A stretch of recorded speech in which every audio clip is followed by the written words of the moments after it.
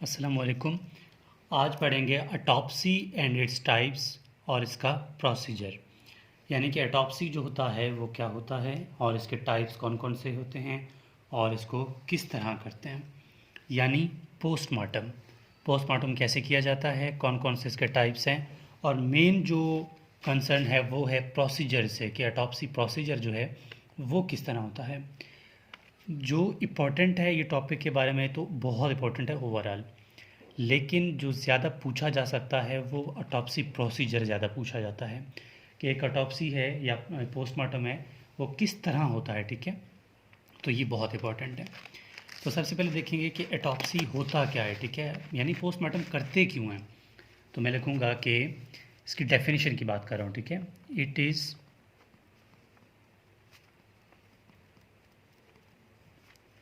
Special type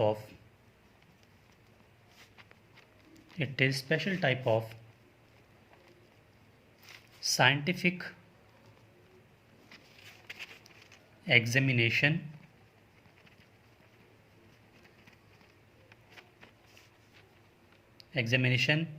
यानी bracket में लिखूंगा मैं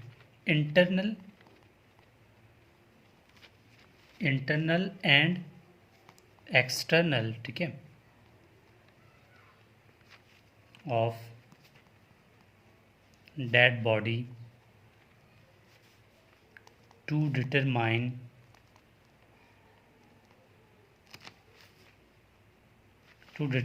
the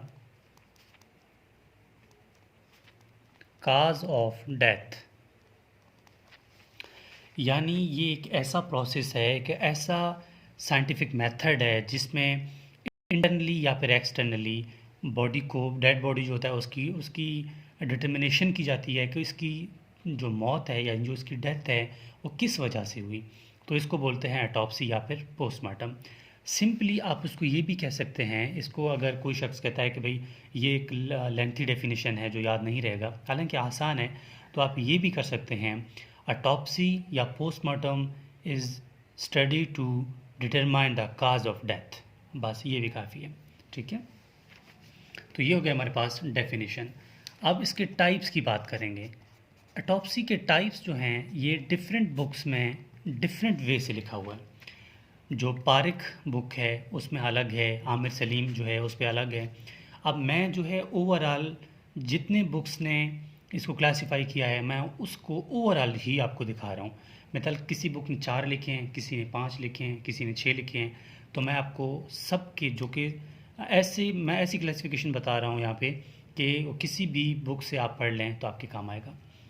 तो उसमें पहला जो है मेडिको लीगल ऑटोप्सी, एक का मतलब autopsy medico legal autopsy. Second है पैथोलॉजिकल ऑटोप्सी।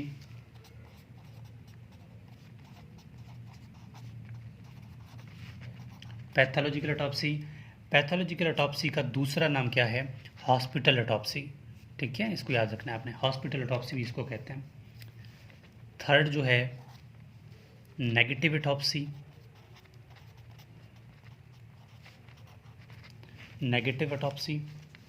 फोर्थ इसको बोलते हैं अब ऑब्सक्योर ऑटोप्सी। नंबर 5 है साइकोलॉजिकल ऑटोप्सी।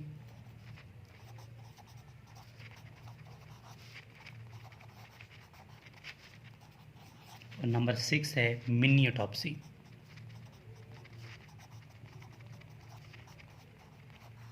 यानी ये जितने भी मैंने आपको लिखाए हैं, आप कोई भी किताब पढ़ लें तो इन्हीं की बात की हुई है। किसी ने पहले 4 लिखे हुए हैं, किसी ने 5 लिखे हुए हैं, ठीक है, किसी ने क्या लिखा हुआ है। मतलब ये वो टाइप्स हैं जो कि हर किताब में आपको, मतलब यहाँ से आपका सारा कवर हो जाएगा लेकिन कम नहीं होगा। ठीक है, तो ये है हमारे पास टाइप्स ऑफ ऑटोप्सी। अब ये इतने इंपॉर्टेंट नहीं है कि इस टाइप में क्या होता है, अगर मैं थोड़ा बहुत जल्दी आपको बता दूँ। मेडिकल ऑटोप्सी यानी ऐसा जो ऑटोप्सी है जो कि पुलिस और कोर्ट की इजाज़त कोर्ट या फिर पुलिस इजाज़त देता है तब जाके ये ऑटोप्सी होता है। ठीक है, उस पर क्या होता है, लाजमी बात है कि वही के देखते हैं कि किस वजह से इसकी डेथ हुई है। पैथोलॉजिकल ऑटोप्सी यानी हॉस्पिटल ऑटोप्सी, यानी कोई शख्स हॉस्पिटल में मर जाता है तो क्या होता है कि रिश्तेदार और उसकी फैमिली वाले क्या करते हैं, उसकी ऑटोप्सी करवाते हैं। तब उस कंडीशन में इसको पैथोलॉजिकल ऑटोप्सी, क्यों? क्योंकि फिर उस डेड बॉडीज़ के ऑर्गन वगैरह पैथोलॉजिस्ट के पास जाते हैं एग्जामिनेशन के लिए। नेगेटिव ऑटोप्सी यानी जब आप ऑटोप्सी करते हैं कोई चीज़ नहीं पाते, ठीक है, ऑटोप्सी हो गया लेकिन कोई फाइंड आउट नहीं हुआ, तो ये नेगेटिव ऑटोप्सी है। सेम इसी तरह साइकोलॉजिकल ऑटोप्सी यानी कोई भी शख्स है वो उसकी डेथ हुई, उससे पहले आपको लगा कोई साइकोलॉजिकल बीमारी थी, उसने कोई डोजेज ज़्यादा लिया ड्रग्स वगैरह का, ठीक है।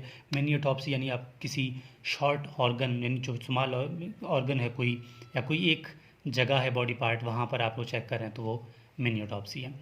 तो ये खैर इतनी ख़ास इंपॉर्टेंट नहीं है, आप बस नाम याद रख लें। अब जो मेन इंपॉर्टेंट वाली बात है वो है प्रोसीजर ऑफ ऑटोप्सी, यानी आपको पता हो कि ऑटोप्सी या पोस्टमार्टम का जो प्रोसीजर है वो क्या है, यानी किस तरह करते हैं, ये बहुत इंपॉर्टेंट है। इसके लिए पहले मैं हेडिंग्स लिखूंगा ताकि आपको समझ आ जाए कि कौन से हेडिंग्स के अंदर हमने काम करना है, ठीक है। इसमें सबसे पहला जो है ना, आइडेंटिफिकेशन। आप पहले हेडिंग्स को आपने नहीं बोलना, आइडेंटिफिकेशन हर एक पॉइंट को एक्सप्लेन करेंगे, ठीक है। आइडेंटिफिकेशन करेंगे, फिर उसके बाद कुछ इनिशियल स्टेप्स होंगे, वो मतलब हर एक को हमने एक्सप्लेन करना है। पहले पॉइंट्स यही है, इन पॉइंट्स के अंदर हमने काम करना है। नंबर थर्ड जो है एग्जामिनेशन, यानी बॉडी को एग्जामिन करेंगे, एग्जामिनेशन हो गया। फिर इसी एग्जामिनेशन के अंदर हमने क्या करना है, examination of clothes, examination of clothes, ये करना है, कपड़ों का एग्जामिनेशन करना है, चेक करना है इनको, ठीक है। फिर इन्हीं एग्जामिनेशन के अंदर एक्सटर्नल एग्जामिनेशन करेंगे,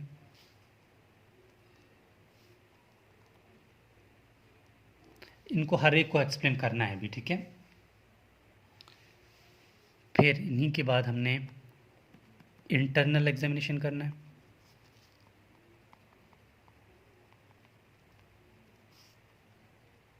ठीक है, इंटरनल एग्जामिनेशन करना है। फिर इसके बाद नंबर 4, ठीक है, 3 पॉइंट ये हो गए, इसके अंदर क्या करना है वो दिखा दिया। नंबर 4 पे हम करेंगे स्पेशल एग्जामिनेशन,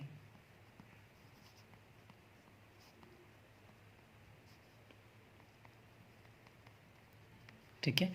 अब 1 बाय 1 करके सबको हमने पढ़ना है। तो सबसे पहले मैं पॉइंट 1 से स्टार्ट कर रहा हूँ, आपने भी इसी तरह करना है, नहीं भूलेगा, बहुत आसान है, ठीक है। नंबर 1 से मैं स्टार्ट कर रहा हूँ, आइडेंटिफिकेशन।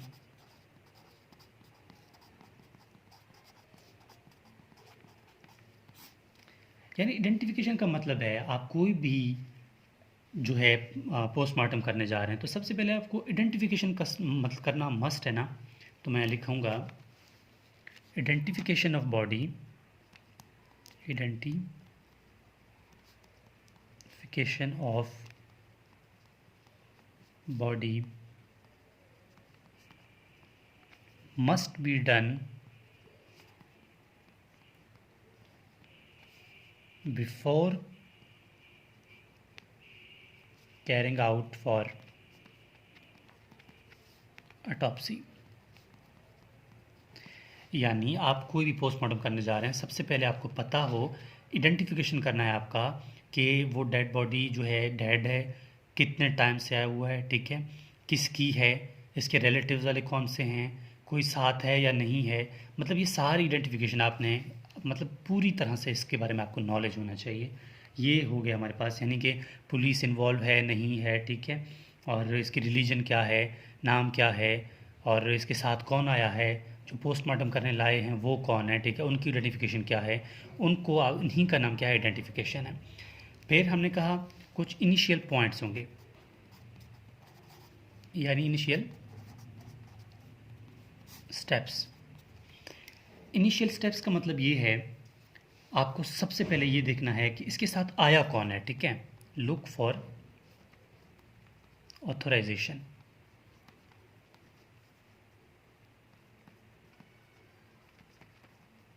इसके साथ डेड बॉडी के साथ कौन लाया है, इसको यहाँ पर लाया कौन है, ठीक है, कौन करवा रहा है इसके टॉप से, ये आपने देखना है। इसके अलावा डॉक्टर जो है ना, इनिशियल स्टेप में ये है कि डॉक्टर को सारा नॉलेज पता होना चाहिए ऑटोप्सी के बारे में, ठीक है। लाजमी बात है, कोई इनिशियल स्टेप तभी होगा ना डॉक्टर को, मतलब डॉक्टर तो बहुत सारे होते हैं ना, वो फॉरेंसिक का ही एक डॉक्टर है, उसको सब कुछ पता हो कि किस वे से होगा। Doctor must go for history of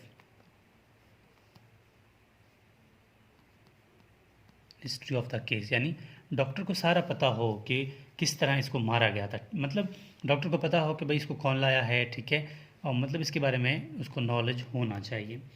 third जो है, टेक्स फोटोग्राफ्स,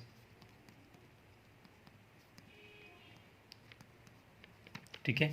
वो फोटोग्राफ्स का मतलब ये नहीं कि आप लोगों को दिखाएंगे, वो फिर आपके मेडिकल टीम्स जो आपका साथ काम करेगा उसके साथ आपने डिस्कशन करना होगा। तो एक्सरेज आपको करने हैं, ठीक है। इसके अलावा जो ये तो पॉइंट्स हैं, जो मेन पॉइंट्स हैं वो मैं यहाँ स्टार के फॉर्म में लिख रहा हूँ। तो आपको यहाँ पर क्या करना है, रेक्टल टेम्परेचर नोट करना है इनिशियल पॉइंट्स में, ठीक है। रेक्टल टेम्परेचर लाजमी नोट करना है। फिर आपको बॉडी वेट करना है, ठीक है। ये बहुत इंपॉर्टेंट बातें हैं, ये हो गई। अब उसके बाद क्या है, एग्जामिनेशन, ठीक है। थर्ड पॉइंट, एग्जामिनेशन में आपने क्या करना है,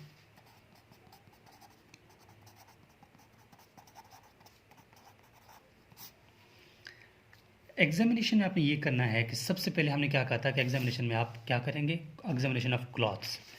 देखो मैं यहाँ बड़े बड़े सेंटेंस लिखूँ उसका फ़ायदा नहीं, मैं आपको एक उर्दू में एक सिंपल सा बात में शेयर मतलब वो कर रहा हूँ, बोल रहा हूँ, आपने अपने वर्डिंग में उसको कन्वर्ट करना है। सिंपल बात यह है कि नेवर कट द, ठीक है, आपने उस क्लॉथ्स को कट नहीं करना, नेवर कट्स द क्लॉथ्स, ठीक है। आपने कपड़ों को कट नहीं करना, फाड़ के फेंकने नहीं है, ठीक है। आपने क्या करना है, कट करना है उनको और साइड पे रखना है, ठीक है। साइड पे रख के क्या करेंगे, ऊपर उनके कपड़ों के ऊपर अपना सिग्नेचर करना है, आपने सिग्नेचर करके वहाँ साइड पे रखना है। अगर इन केस के अगर कपड़ों पे यानी क्लॉथ्स पे कोई चीज़ लगा है, यानी कोई डाई लगा हुआ है, कोई ब्लड लगा हुआ है, कोई और चीज़ है जो आपको समझ नहीं आ रहा है, तो आपने क्या करना है, उन्हीं कपड़ों को भेज देना है फर्दर डायग्नोज के लिए डिफरेंट लैब्स में, जो मेडिकल ऑफिसर्स बेहतर समझते हैं कि भाई ये कोई पॉइजन है, इसको तो कुछ और लैब में डायग्नोज किया जा सकता है। मतलब इसी बेस पे आपने कपड़ों को क्या करना है, भेज देना है अगर ज़रूरत पड़ता है तो। अदरवाइज़ आपने क्या करना है, कलर नोट करना है कपड़ों का, ठीक है, कपड़ों का कलर नोट करना है। इसके अलावा आपने ये देखना है कि कपड़ों पे कोई चीज़ लगा हुआ है या नहीं लगा हुआ, कपड़ों का स्मेल जो है उस पर कोई स्मेल आ रही है या नहीं आ रही, ठीक है। कोई चीज़ लगा होगा तो लाजमी बात है स्मेल भी आएगी, तो इन चीज़ों का आपने देखना है। इसके अलावा आप ये देखेंगे कि ये कपड़े जो शख्स ने पहने हुए हैं उसके आगे साइड से यानी फ्रंट साइड से, ठीक है, कोई बटन जो है वो मिसिंग है या नहीं है, बटन जो है कोई मिसिंग है या नहीं है, ठीक है, कोई आगे से किसी ने वार तो नहीं किया। अगर जो जिस टेलर से इसने कपड़े सिलाए हैं, ठीक है, वो किसी स्पेसिफिक शख्स के मतलब ऐसा कोई फेमस बंदा तो नहीं है कि उसकी वजह से पहचाना जा सकता है कि भाई इसने कपड़े यहाँ से सिलाए थे, तो उसके बाद मतलब बहुत सारे सबूत ऐसे मिल जाते हैं। तो आपने इन चीज़ों को बहुत बेसिक पॉइंट से ख्याल रखना है। ये बातें हो गई regarding examination of clothes.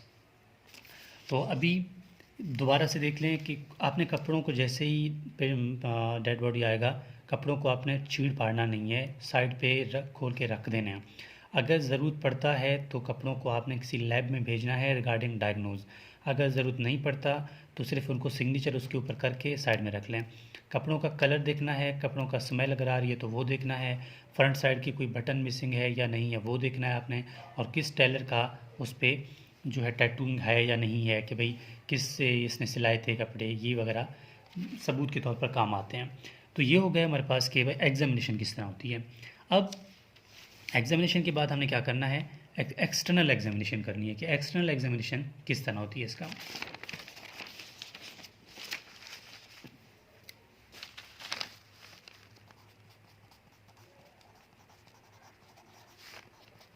External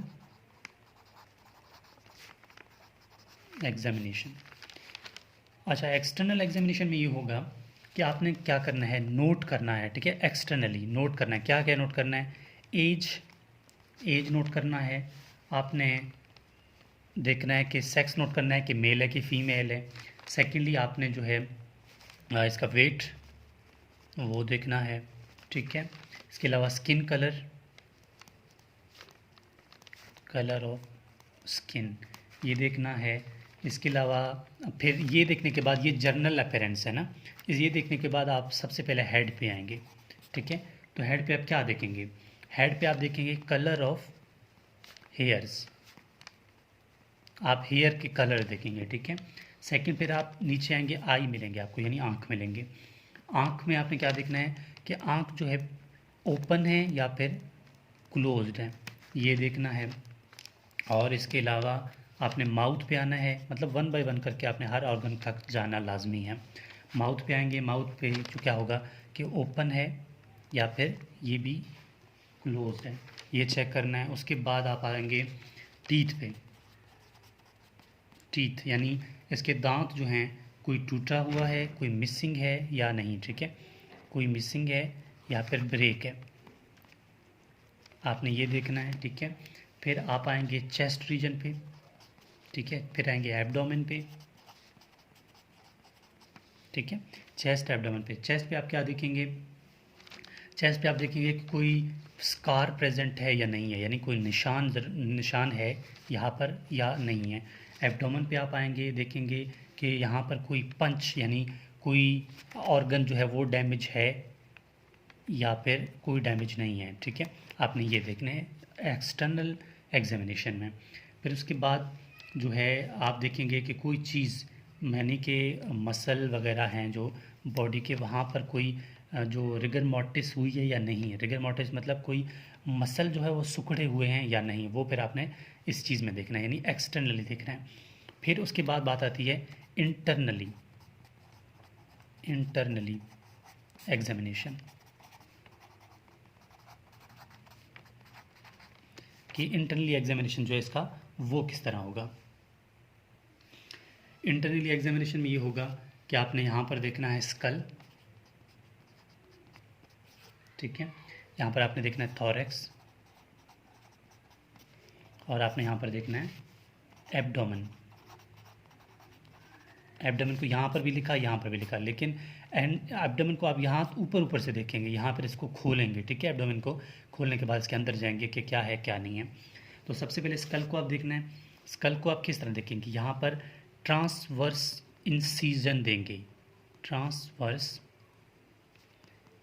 incision, ठीक है। अब मेरे पास यहाँ कोई मॉडल या फिर डायग्राम नहीं है जो मैं आपको दिखा सकता था।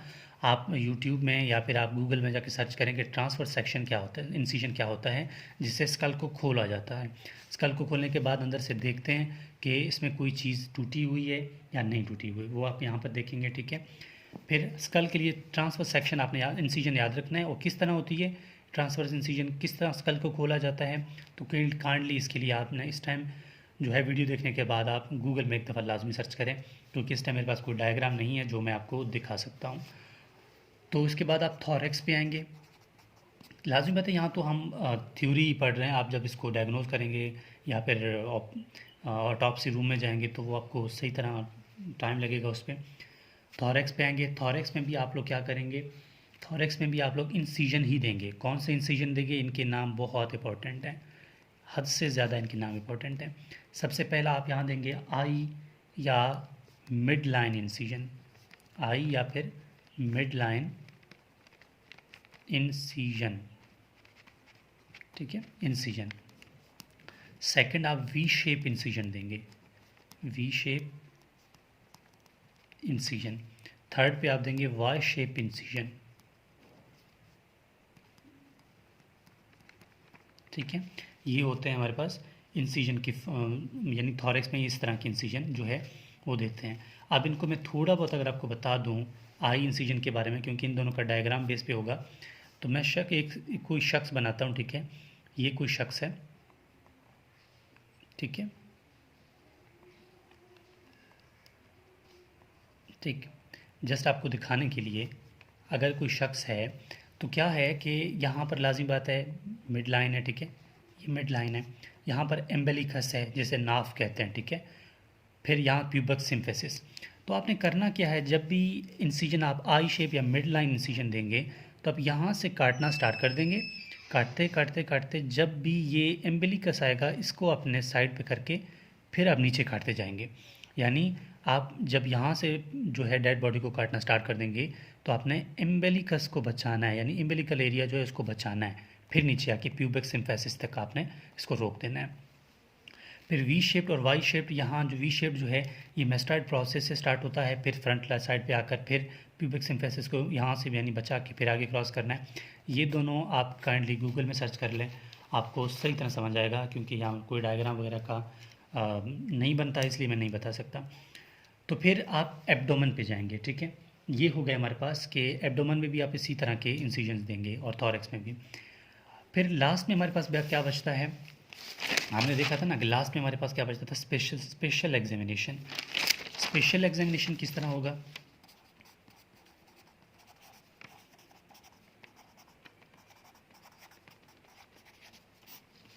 स्पेशल एग्जामिनेशन जो है ये स्पेशल ऑर्गन्स के लिए है कि हमने इसको देखना है कि यहाँ पर है क्या, कुछ इनकी वजह से तो नहीं हो रहा, इसकी वजह से तो नहीं मिला। मिसाल के तौर पर क्या देखेंगे, सबसे पहले हम देखेंगे कि भाई कोरोनरी आर्टरी जो है उसकी लीजन की वजह से तो ये शख्स नहीं मरा, ठीक है, ये देखेंगे। सेकेंडली स्पाइनल कॉर्ड की कोई इंजरी तो नहीं थी, ठीक है, वो देखा जाता है, ठीक है। थर्ड में देखा जाता है कि कोई स्कल के बेस पे कोई वजह तो नहीं था, बेस ऑफ स्कल यहाँ किसी वजह से तो नहीं था, ठीक है, कोई ब्लड जमा था, कोई और प्रॉब्लम आ रही थी वो तो नहीं था। या फिर कोई इम्बोलिज्म ब्लड में कोई, ठीक है, इम्बोलिज्म तो नहीं था, ये भी देखा जाता है। और या फिर कोई नीमोथोरेक्स तो नहीं था,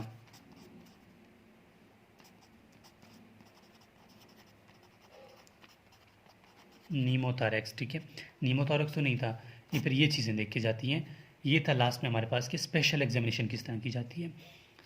तो ये था ओवरऑल हमारे पास आज कि ऑटोप्सी और इसकी प्रोसीजर जो है वो किस तरह होती है। मैं अपना व्हाट्सएप कॉन्टैक्ट शेयर कर रहा हूँ, आप में से किसी स्टूडेंट को किसी टॉपिक में मसला आ रहा हो तो वो मुझसे व्हाट्सएप में कांटेक्ट कर सकता है।